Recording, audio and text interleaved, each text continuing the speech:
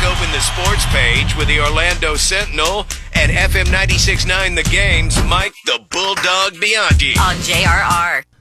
Bulldog Sports Page is brought to you by Kaufman and Lynn Injury Attorneys. Good morning, Bulldog. How we doing today? Yeah, you needed an injury attorney last night for that last big wreck that wrecked most of the field in the Daytona 500. William Byron ends up winning the race in an anticlimactic fashion. Lynch, I want to get your opinion on this. So William Byron crosses the white flag, denoting the last lap, just as a wreck breaks out behind him. Therefore, there's a caution flag that comes out, and if it's on the last lap, the guy who's in the lead ends up winning the race. Or what can they do about this? You don't like races ending on a last lap caution, do you? It's better than ending under caution, period. Like, you know what I'm saying? Where before there'd be races which, if they just run it out under caution.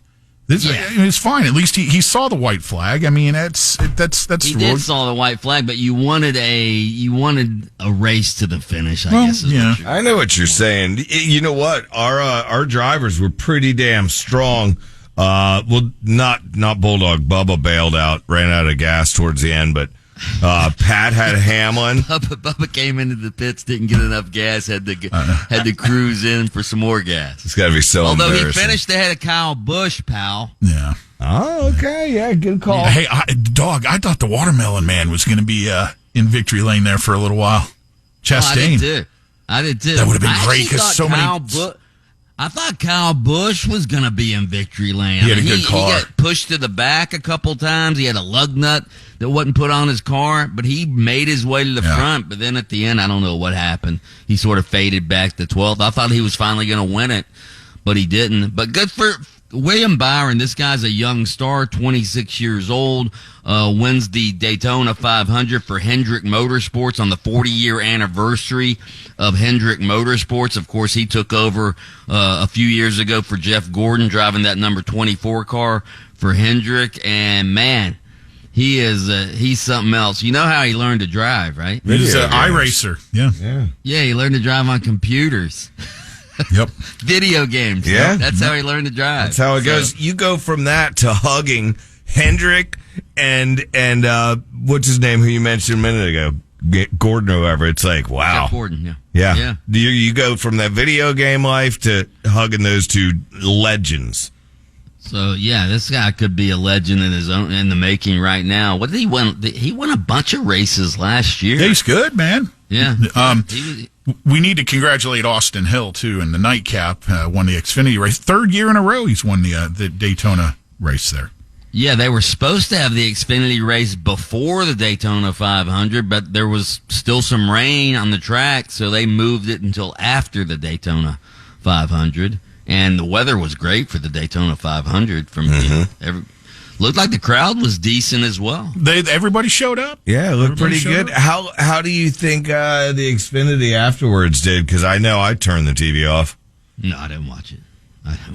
Yeah. After the Daytona wasn't it supposed to start at 4? Well, that's the dirty little secret. That's when opening ceremonies starts, and then you can tag at least a half hour onto it. Yeah, so that didn't actually start till 4:35, and then they had the big wreck near the end where 23 cars were involved, took out some of the main contenders like Ryan Blaney. Denny Hamlin looked like he was going to make a run. Logano, my guy Logano, who was rocking it. Yeah, he was rocking that hairpiece as well. Yeah. Hell yeah.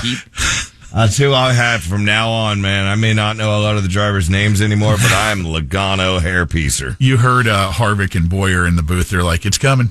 It's coming. Here it comes. Yeah, they like said, wait for it. You could just tell they knew because everybody was getting antsy there near the end of the race, and boom, it happened. And it was it was a big one. All right, on to Atlanta. On to Atlanta.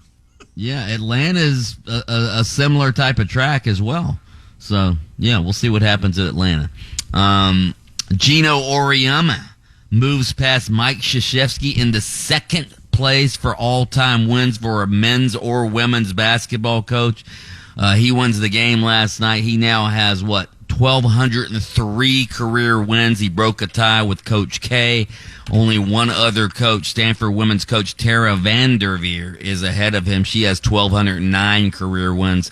He'll move past her fairly quickly. So Gino Auriemma will become the all-time winningest basketball coach of all time. In college, who won't be the all-time winningest basketball coach of all time? Jacques Vaughn. Remember Jacques Vaughn, guys? And by the way, before you get on to Jacques Vaughn and his dismissal, do you think UConn gets it done again this year? I don't know. They're not the powerhouse they were, a year or two ago. Yeah. I mean, they went to 14 straight Final Fours. That ended last year. They're still a great program. Don't get me wrong, but you think FAU will even show face? FAU in women's basketball? No, remember FAU. that the guys team last year made it to the Final Four, I believe, I thought we were talking about women's basketball. I was talking dudes now. I moved on. UConn men's team, yes, last year, but he was talking about Gene anyway. Okay. Yeah. I was going a different direction. Sorry, fellas. That's all right, talk. Once you get to women's basketball, you kind of lose some people. He congratulated Jimi Hendrix earlier on the team victory for the 500. He's got a lot of cars in his group. Jimi Hendrix Motorsports. Yes. Yeah, man. Yeah. His 40th year. Strong. Yeah. By the way, Jacques Vaughn, you remember him, the former Magic coach? Yeah. Yeah. He got fired yesterday by the Brooklyn Nets. No big surprise there. I think Jacques Vaughn may have been the worst coach in Magic history. Taco Bob, I know you're a big Magic fan. Who would you say is the worst coach in Magic history? I mean, the best coach is probably Stan Van Gundy, Stan's the best. By Brian Hill. Well, who's the worst? It's got to be Jacques Vaughn, right? I would think. Pat? I don't know. Pat, Johnny Davis. I'm trying to think of some names. I think Johnny Davis is all right. Scott Skiles, That was my question, because it was so short-lived. But Scott Skiles, I actually think would have been a good coach, but he got so frustrated with Rob Hennigan as the GM that he just quit. Yeah, that's what I was getting at. He was a great coach for. I'm going to go with Billy. I'm going to go with Billy Donovan. Billy Donovan. Oof. That would yes. I get that on a technicality there. Yeah. All right. Yeah, it lasted a day and a half. Right. Magic's coach. Good point. All right. Lightning lose last night 4-2. Magic back in action not till Thursday. We're going to be out, by the way, Thursday night, Taco Bob, right? Yes, we are. We're going to be at Froggers in Oviedo starting at 6, and we have suite passes for you to sit in a suite. Somebody's going to win. Ooh. Catered, you get food and drink in there, ice cold Mick Ultras. Chicken wings, maybe? I don't know. I don't want to make any promises, but I can tell you there'll be Mick Ultras in there, and we'll have some Mick Ultra specials Thursday night. Froggers in Oviedo.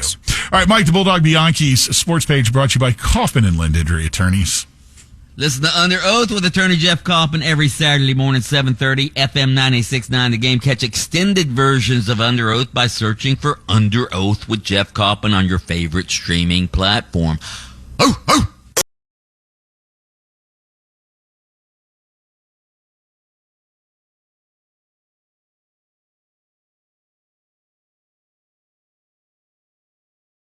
Taco on demand. Download the iHeart